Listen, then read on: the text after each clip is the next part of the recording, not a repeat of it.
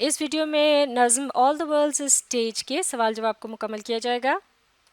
تو چلیے دیکھتے ہیں. Question number 1. This poem is an extended metaphor, یعنی اس میں ایک استعارہ استعمال کیا گیا ہے پوری نظم کے اندر. What are the two things being compared, تو اس میں کیا دو چیزیں ہیں جن کا موازنہ کیا گیا ہے. جواب دیکھتے ہیں. The poet compares the world to a stage because he considers all men and women like the actors of a drama. یعنی جو شاعر ہے اس نظم کے اندر اس کو دنیا کو جو ہے وہ ایک اسٹیج سے تشبیہ دے رہا ہے، کیونکہ وہ یہ سوچتا ہے اس کے نزدیک تمام مرد اور خواتین جو ہیں وہ جس طرح ڈرامے کے ایکٹر ہوتے ہیں ان کی طرح سے ہیں جو اس دنیا میں زندگی کے اندر موجود ہوتے ہیں ہمارے ارد گرد ہم دیکھتے ہیں. These actors perform their different roles here on this stage and leave this worldly stage one day. یہ جو کردار ہیں اپنا، یہ ایکٹر ہیں، یہ اپنا کردار ادا کرتے ہیں، اپنے مختلف جو ان کو دیے گئے ہوتے ہیں کردار ان کو ادا کرتے ہیں اس اسٹیج پر، اور پھر وہ اس دنیا کے اسٹیج سے ایک دن چلے جاتے ہیں. ادر ایکٹرز اور پیپل ٹیک دیئر پلیس، دوسرے ایکٹر اور لوگ جو ہیں ان کی جگہ لے لیتے ہیں. These are the two things compared as an extended metaphor in the poem. یہ وہ دو چیزیں ہیں جن کا موازنہ کیا گیا ہے اس نظم کے اندر ایک طویل ترین استعارے کے طور پر. Question number 2. There are 7 stages or acts of a man listed in this poem. What are they? 7 جو مرحلے یا درجے بتائے گئے ہیں انسان کی زندگی میں، یا کردار وہ جو ادا کرتا ہے کہ اپنی زندگی کے اندر وہ کیا ہیں. تو ایک ایک کر کے دیکھتے ہیں. آنسر نمبر 2 سب سے پہلے آتی ہے انفنسی. یہاں لائنوں کا حوالہ دیا گیا ہے کون سی لائن میں اس کا ذکر ہے. The first stage of man's life is infancy, یعنی جو پہلی اسٹیج ہے وہ ہے بچپنے کی. In the monologue readers can find an image of a baby crying softly and throwing up in the caregiver's lap. تو اس میں یہ جو مونولوگ ہے یعنی خود سے وہ ایک ڈائلاگ ہے یا بات کر رہا ہے، معاف کیجیے، مونولوگ وہ ہوتا ہے جس میں ایک انسان خود سے ایک بات کہہ رہا ہوتا ہے. تو اس کے اندر یعنی یہ جو نظم ہے اس کے اندر اس طرح سے بات کی گئی ہے. تو اس میں ایک بچے کا جو ہے وہ بتایا گیا ہے اس کے متعلق کہ کس طرح سے وہ آہستگی سے روتا دھوتا ہے، یا جو بچے جس طرح سے کبھی الٹی کر دیتے ہیں اس طرح سے اپنے جو بھی ان کا کوئی خیال رکھ رہا ہوتا ہے اس کی گود میں. پھر آتی ہے اگلی اسٹیج بوائے ہوڈ کی. یہاں بھی لائنوں کا حوالہ ہے. The image of a school going boy unwilling to go to school describes this stage. اس میں ذکر کیا گیا ہے اسکول جانے والے ایک لڑکے کا جو کہ اسکول جانے کے لیے اتنا راضی نہیں ہے. اس اسٹیج کے اندر بتایا گیا ہے ایڈولسنس یا معاف کیجیے گا ٹین ایج. لائنوں کا حوالہ. In this stage Shakespeare presents an image of a dejected lover who composes sad songs for his beloved.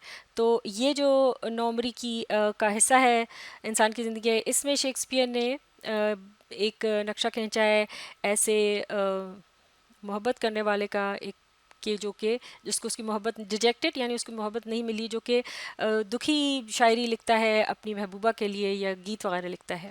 اگلی اسٹیج ہے یوتھ کی. He projects the stage of youth by depicting the life of a soldier، جس میں کہ وہ ایک سپاہی کی زندگی کو یہاں دکھایا گیا ہے. اس کا ذکر کیا گیا ہے as a soldier a person in his youth is unafraid of dire challenges. تو ایک سپاہی کے طور پر وہ شخص جو ہے وہ اپنے جوانی کے جو بھی مشکلات ہوتی ہیں ان کا ڈٹ کر مقابلہ کرتا ہے، ان سے گھبراتا نہیں ہے، ڈرتا نہیں ہے، چاہے وہ کتنی ہی ڈائر یعنی گھمبیر نہ ہو، مشکل نہ ہو. مڈل ایج آتی ہے پھر درمیانی جو حصہ ہوتا ہے زندگی کا عمر کا. The fifth stage deals with middle age and it is described by the picture of a جج اور ون ہو پریکٹسز لا. یہ پانچویں اسٹیج جو ہے اس میں ایک جج کا ذکر ہے جو کہ قانون کا جو ہے معاملہ سنبھالتا ہے. In this stage of life one starts to mature and become wiser than before. تو اس حصے میں زندگی کے وہ خاصا سمجھدار اور سنجیدہ ہوتا چلا جاتا ہے پہلے کی نسبت. اولڈ ایج آتی ہے پھر، اور just before the final stage comes old age, یعنی فائنل اسٹیج سے پہلے یہ اولڈ ایج آتی ہے، یعنی جو پکی عمر جسے کہتے ہیں یا جو ایک بزرگی کی عمر ہوتی ہے. It makes the body weak and the mind dependent upon others. اس میں جسم کمزور ہوتا چلا جاتا ہے اور ذہن جو ہے اس کو دوسروں کا سہارا لینے کی ضرورت پڑتی ہے. اور بالآخر آخری اسٹیج ہے death in the final of this 7 act, معاف کیجیے گا in the finale of this 7 act play of life. Finale یعنی جس میں ایک کے بعد ایک مختلف قسم کی چیزیں جب دکھائی جاتی ہیں اسے فنالے کہتے ہیں. تو یہ 7 جو سٹیجز ہیں، کردار ہیں یا 7 مرحلے ہیں، ان کا یہ جو زندگی کے ان کا یہ جو فنالے تھا، اس میں the strange and eventful history ends abruptly, اس کی یہ جو عجیب و غریب سی داستان ہے تاریخ کی، یہ اچانک ختم ہو جاتی ہے. It leaves a man with nothing, it leaves a man with nothing, یعنی اس کے پاس کچھ بھی نہیں بچتا، جیسے کہ نظم کے آخری حصے میں کہا گیا کہ نہ دانت نہ اس کا ذہن نظر کام کرتی ہے، اور بلکہ اس کے پاس کچھ باقی بچتا ہی نہیں. What is meant by the word oblivion in the context of this poem? All the world's a stage، یعنی اس نظم all the world's a stage میں لفظ oblivion جو ہے یہ اس میں کیا معنی رکھتا ہے، اس کا کیا مطلب نکلتا ہے. اس پوئم کے تناظر میں جواب دیکھتے ہیں. The last stage of a man's life is his second childishness and mere oblivion. یہاں یہ oblivion کا لفظ آخری اسٹیج سے متعلق جب بات ہو رہی تھی تو استعمال کیا گیا کہ بالکل بچپنے کی طرف وہ لوٹ آتا ہے، اور oblivion یعنی اس کو خود فراموشی کی کیفیت ہوتی ہے، یعنی اپنا ہوش نہیں رہتا. This is when he loses control of everything that made him an adult. اور جو وہ بڑی عمر کو جب پہنچا تھا اور اس میں جو بھی خوبیاں یعنی وہ آئی تھیں، جو بھی خصوصیات، وہ سب تقریباً وہ اب ان کو ایک ایک کر کے کھونے لگتا ہے. Now he is helpless and dependent on others. اب وہ بے بس محسوس کرتا ہے، دوسروں کا سہارا لینا پڑتا ہے. as he was when he was a child، جیسے کہ وہ بچپنے میں اسے لینا پڑتا تھا. he is sans اور without taste. وہ sans یعنی مطلب بغیر یعنی ذائقے کے، یعنی ذائقہ چلا جاتا ہے. eyes and teeth اور نظر چلی جاتی ہے، دانت چلے جاتے ہیں. the final image is the man without ایوری تھنگ. اور پھر وہ بلاخر ایک ایسا شخص ہو جاتا ہے کہ جس کے پاس کچھ بھی باقی نہیں بچتا. His life all its intricate memories and details are lost. اس کی زندگی اور اس کی جو بہت ہی پیچیدہ اور یادیں تھیں اور جو اس کے خیالات تھے ان کی تفصیل وہ آہستہ آہستہ وہ بھی اس سے چلی جاتی ہے. Question number 4. Then a soldier full of strange oaths and bearded like a pard, jealous in honor and sudden and quick in quarrel, seeking the bubble repetition even in the cannon's mouth. یہ نظم کی چند لائنیں ہیں. ان سے متعلق سوال اس طرح سے پوچھا گیا ہے. Part a, what is the soldier ready to do, یعنی اس میں سولجر جو ہے وہ کس چیز کے لیے تیار ہے. دوسرا سوال ہے what is the poetic device used in the second line, اس سیکنڈ لائن میں پوئٹک ڈیوائس کون سی استعمال کی گئی ہے. اور what does the bubble repetition mean, اور اس میں لفظ یہ جو الفاظ ہیں ببل ریپیٹیشن اس سے کیا مراد ہے. تو ایک ایک کر کے ان جوابوں کو دیکھتے ہیں. اے ہے the soldier is ready to take oaths of allegiance while seeking out a fight, یعنی سولجر جو ہے وہ تیار رہتا ہے اپنے جو عہد ہیں ان کو نبھانے کے لیے جو اس نے کسی کے ساتھ یعنی جس طرح سے مل کر لڑنا ہوتا ہے، اور وہ پھر جنگ لڑنے کے لیے ہمیشہ تیار رہتا ہے.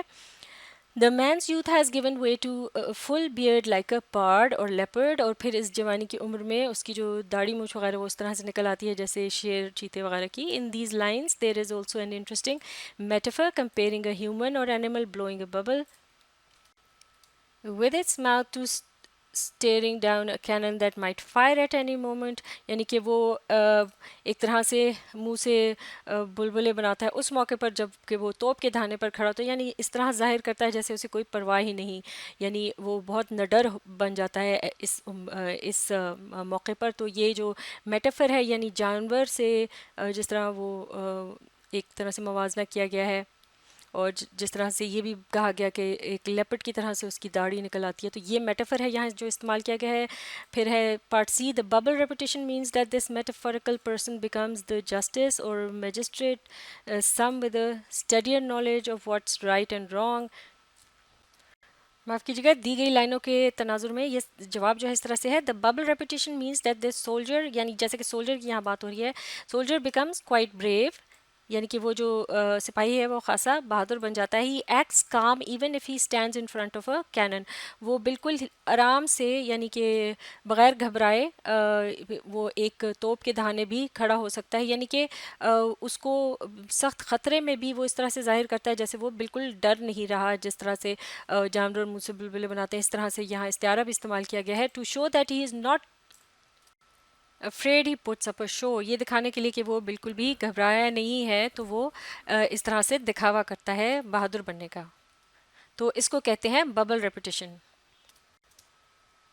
Question number 5. What is the significance of words entrances and exits in the poem یعنی جو الفاظ ہے entrances and exits اس نظم میں ان سے کیا مراد ہے, ان کی کیا اہمیت ہے؟ جواب اس طرح سے ہے the significance of the words entrances and exits معاف کیجیے گا is such that every person no matter who they are یعنی کہ جو اہمیت ہے ان الفاظ کی انٹرنسز یعنی جہاں سے داخل ہوتے ہیں لوگ کسی بھی جگہ میں, یا ایگزٹس جہاں سے باہر نکلتے ہیں, تو اس سے مراد ہے کہ جو بھی شخص ہے چاہے وہ کوئی بھی ہو, ویئر دے ور بورن, چاہے وہ کہیں بھی پیدا ہو, اور what they want to do with their life, چاہے وہ اپنی زندگی سے کچھ بھی کرنا چاہتا ہو حاصل, wakes up every day with a role, وہ کوئی نہ کوئی جب اٹھتا ہے تو کوئی نہ کوئی اس کو کردار ادا کرنا ہوتا ہے اپنی زندگی میں.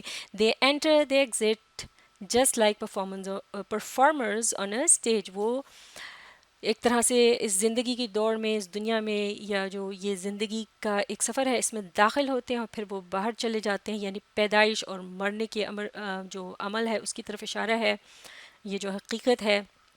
تو یہ آنا اور جانا دنیا میں لوگوں کا جو ہے بالکل اسی طرح سے ہے جیسے کہ ایک سٹیج کے اوپر مختلف ایکٹر جو ہیں وہ اپنا کردار ادا کرنے کے لیے آتے ہیں اور پھر چلے جاتے ہیں اور دوسرے کردار ان کی جگہ لے لیتے ہیں. Question number 6, identify various figures of speech in the poem. اس نظم میں جو مختلف قسم کے شاعرانہ آلات وغیرہ استعمال کیے گئے ہیں, یا تکنیک مختلف قسم کی جو استعمال کی جاتی ہیں شاعر کی طرف سے ٹیکنیکس وغیرہ ہوتی ہیں, ان کے متعلق پوچھا گیا ہے کہ کس قسم کی یہاں نظم استعمال کی گئی ہیں. جواب دیکھتے ہیں. Shakespeare makes use of several literary devices in this speech. Some are یعنی کہ دراصل ایک طرح کی وہ یہ ایک طرح کی وہ جو یہ تقریر سی کر رہا ہے, جیسے کہ وہ زندگی کے اوپر یہ بات کر رہا ہے کہ کس طرح سے مختلف سٹیجز ہوتی ہیں بچپنے کی, اور پھر اس طرح سے بالآخر بڑھاپا اور پھر موت. تو اس میں اس نظم کے اندر اس نے جو مختلف ڈیوائسز یعنی کہ جو آلات استعمال کیے ہیں شاعری کے, وہ اس طرح سے ہیں جیسے کہ پہلے سملی دیکھتے ہیں کہ اس سے کیا مراد ہے. یعنی یہ جو حوالہ ہے کریپنگ لائک اے سنیل, جس طرح سملی استعمال کی گئی یعنی کہ استعارہ ہے, تشبیہ ہے معاف کیجیے گا. کریپنگ لائک اے سنیک ایک جو گونگا ہوتا ہے اس کی طرح سے وہ آہستہ آہستہ چلتا ہے. اسی طرح سولجر بیئرڈڈ لائک دا پارڈ, جیسے ایک سپاہی ہوتا ہے جس کی کہ داڑھی چیتے کی طرح سے ہوتی ہے وغیرہ وغیرہ. تو اس طرح کی یہ سملیز استعمال کی گئی ہیں جس میں سملی کے اندر لائک یا ایز کے الفاظ جو ہیں استعمال ہوتے ہیں. میٹافر دیکھتے ہیں, یہ استعارہ ہے جس میں ڈائریکٹ بات کی جاتی ہے کسی چیز کو کسی دوسری چیز سے تشبیہ دینے کے لیے. The entire speech is self is more like symbolism, یہ پوری جو نظم ہے یہ ایک میٹافر ہے, جیسے کہ اس میں زندگی کی جو سٹیجز ہیں اس کو جو ایکٹر ایک سٹیج پر اپنا کردار ادا کرتے ہیں ان سے تشبیہ دی گئی ہے. تو یہ پوری نظم ہی ایک طرح کا میٹافر ہے. Men and women are portrayed as players whereas life is portrayed as the stage, جیسے کہ مرد اور جو عورتیں ہیں جو زندگی میں ہمارے مختلف کردار ہمارے گرد نظر آتے ہیں ان کو جو ایکٹر ہوتے ہیں ان سے یعنی ان کا موازنہ کیا گیا ہے, اور زندگی کو یا یہ جو دنیا ہے اس کو اسٹیج سے تشبیہ دی گئی ہے جس پر کہ کوئی کھیل پیش کیا جاتا ہے. Shakespeare uses the stage as an extended metaphor, لہٰذا یہ جو اسٹیج کا لفظ ہے یہ ایک ایکسٹینڈڈ میٹافر یا استعارے کے طور پر, تفصیلی استعارے کے طور پر استعمال کیا گیا ہے. اگلی پرٹیکل ڈیوائس ہے repetition. another figure of speech used in this monologue, words like sans, age, etc. repeated for the sake of emphasis, یعنی کہ جب زور دینا ہوتا ہے کسی بات پر تو وہ الفاظ جو ہیں دہرائے جاتے ہیں, جیسے کہ یہاں اس نظم میں سانز اور ایج کے الفاظ استعمال کیے. سانز یعنی بغیر یعنی بنا کسی چیز کے, جیسے آخری سٹیج میں نہ دانت نہ نظر کچھ باقی نہیں رہتا. اور ایج کا لفظ جو ریپیٹ کیا گیا ہے جیسے پوری ہی نظم میں ذکر ہو رہا ہے زندگی کی مختلف سٹیجز کا, تو لہٰذا ایج کا لفظ بھی دہرایا گیا ہے. Anaphora, it is used in the 8th and 9th lines beginning with the word and. تو اس کا استعمال کیا جاتا ہے جیسے کہ 8ویں اور 9ویں لائن میں کیا گیا, جب کہ کسی پچھلی چیز کی طرف اشارہ کرنے کے لیے کوئی آسانی کے لیے کوئی ایک لفظ جو ہے بار بار دہرایا جاتا ہے, جیسے کہ اینڈ کا لفظ. سنیکٹکی میٹ, یعنی یہ اس سے کیا مراد ہے, میٹ اس کی مثال دی گئی ہے, made to his mistress's eyebrow and then the justice etcetera. تو یہ ہے یہاں پر جو استعمال کی گئی ہے. اس سے مراد ہوتی ہے جب کچھ چھوٹی سی محدود سی بات میں اشارہ جو ہے بہت بڑی بات کی طرف کر دیا جاتا ہے, جیسے کہ انگلینڈ وان دا میچ سے مراد یہ نہیں ہے کہ پورے انگلینڈ نے میچ جیتا بلکہ انگلینڈ کی ٹیم نے جیتا. تو یہاں بھی made to his mistress eyebrow یعنی وہ جو گیت لکھتا ہے اپنی محبوبہ کی بھووں کے لیے, مطلب اس سے یہ ہے کہ وہ اپنی محبوبہ کے لیے لکھتا ہے. اینڈ دین دا جسٹس، یعنی یہاں بھی جب بات ہو رہی ہے کہ وہ قانون دان بن جاتا ہے، قانون دانی کا جو ہے پیشہ سنبھالتا ہے، تو یعنی کہ وہ قانون نہیں بنتا، بلکہ وہ دراصل مراد یہ ہے کہ وہ جج بن جاتا ہے، وہ عہدہ سنبھال لیتا ہے. تو لہٰذا ایک طرح سے جب اس طرح سے اشارہ کیا جاتا ہے اسے سنیکڈکی کہتے ہیں. پھر ہے الٹریشن. تو الٹریشن ہوتا ہے جب ایک جیسی آواز جو ہے اسے دہرایا گیا ہوتا ہے، جیسے کہ یہاں ہز شرنک شرینک میں ش کی آواز دہرائی گئی، کوئک ان کوارل میں کیو کی آواز دہرائی گئی ہے. پھر onomatopoeia pipes and whistles in his sound. تو اینامیٹاپویا کا استعمال تب ہوتا ہے، کہا جاتا ہے کہ ہوا ہے کہ جب کوئی سازوں کی بات ہو رہی ہے، کوئی آواز جو ہے اس کا ذکر ہو، جیسے سزلنگ کی آواز ہے یا کوکو کی آواز ہے پرندے کے لیے، یا میاؤ میاؤ کی آواز بلی کے لیے. تو اسی طرح سے جیسے کہ یہاں وسلز اور پائپس کی بات ہو رہی ہے. پھر ہے اسنڈٹن، سانس ٹیتھ، سانس آئیز، سانس ٹیسٹ، سانس ایوری تھنگ. یہ اس کی مثال ہے اور اس سے مراد ہے یعنی جب پورے جملے میں سے الفاظ یعنی حذف ایک طرح سے چھوڑ دیے جاتے ہیں اور صرف اہم الفاظ جو ہے وہ جملے میں باقی رکھے جاتے ہیں، جیسے کہ I came, I so, I conquered. اسی طرح سے یہاں مثال ہے سانس ٹیتھ، سانس آئیز، سانس ٹیتھ، یعنی بنا دانتوں کے، بنا نظر کے اور بنا کسی ذائقے کے. سانس ایوری تھنگ، بنا کسی بھی چیز کے. یہ زندگی جو آخری سٹیج ہے موت سے پہلے، اس کا جب ذکر ہوا تو اسنڈٹن کا استعمال کیا گیا. تو اس طرح سے یہ مشق جو ہے یہاں مکمل ہو چکی ہے. آپ اس ویڈیو کو ری پلے کیجیے، اس کے ساتھ ساتھ پڑھنے، سمجھنے اور لکھ کر پریکٹس کرنے کی کوشش جاری رکھیے.